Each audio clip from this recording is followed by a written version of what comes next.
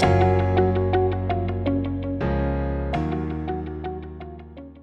everyone, welcome to Elevate with C&M Coaching. My name's Maggie, and today I want to talk about a hot topic, calling versus texting, as I like to call it, the great debate, because everybody has an opinion on this, and it's no surprise I also have an opinion on this topic.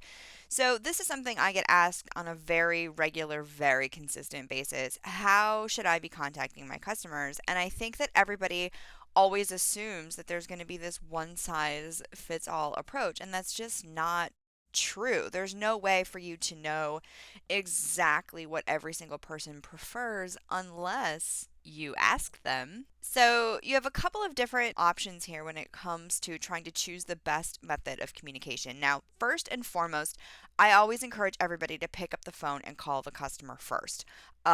This is going to be your best shot at getting a good first impression out there, and it's also the easiest way to connect. Plus, you have audible, you know, cues that you can use because you don't have body language, the person's not in front of you.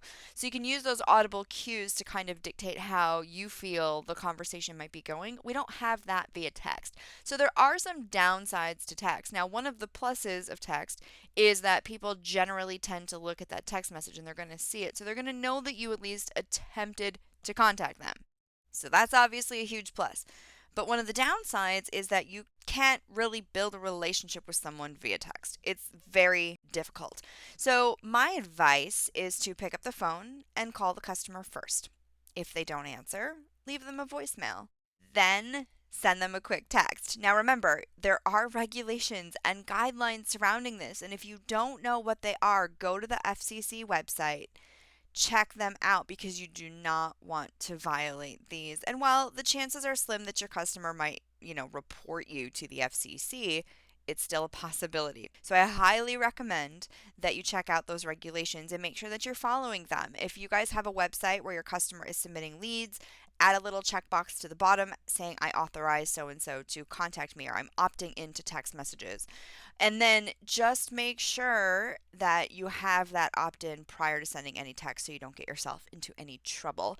But call first, no answer, leave a message, and then shoot a text. There's always that possibility that that customer's at work and they can respond to your text, but they can't actually pick up the phone and talk to you.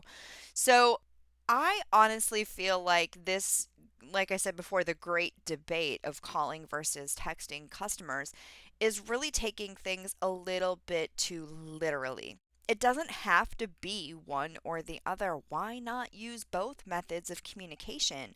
The easiest way for you to figure out what your customer needs and to, if your goal is to get an appointment from the customer, to get that appointment, to build that relationship, is to call them.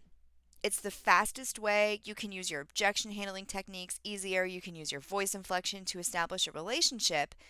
And you just don't have those things via text. Now, yes, you can offer appointments via text and do all that other good stuff, but it might take them a while to respond to you, whereas you can accomplish all of it in a phone call. So I am not anti text, I am pro communication. And that means I want you to use every method of communication that you have available to you to try to get your customer in the door, whether that be calling, emailing, or texting. Another sort of wrench that we could throw into this discussion is the topic of email. Everyone is constantly talking about how email is dead, but honestly, if you run a business or you work for a business, what is your primary method of communication with others within your company? I mean, I know companies still send out paper memos, but most of the time you're going to get any memos or any communication regarding, company policies or changes or anything they may want you to know, like holiday Christmas party. Most of that stuff's going to come via email, right? So email is not dead. There is no reason why we can't use all three methods of communication to help us accomplish our goals. And I think instead of trying to make sure that we choose the right one, just use all three. Now, your other option is you can always add it to your website. Hey, what's your preferred method of communication? And you can ask the customer while you have them on the phone, especially if it's an inbound phone call. Hey, what's your preferred method of communication? And then follow that.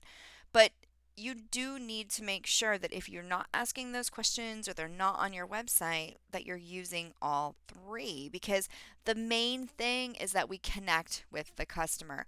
There's nothing worse than being a customer who submits an inquiry to a business and they get no response. And it happens all the time. It happened to me very, very recently when I was looking for a quote to add a parking space to my driveway. And I submitted several online inquiries to multiple asphalt companies that were local, and only one of them called me. And only one of them actually sent someone out to give me an actual estimate. And so I think that when you have those situations, if you have a spot on your website that is asking customers to reach out to you and that they can communicate with you via your website, make sure you're checking those leads and picking up the phone and calling those customers. And if they don't answer, shoot a text. So my advice for the great debate is use every method of communication that you have, because this is about making sure that we're connecting with the customer, and the way that we do it isn't as important as the connection itself.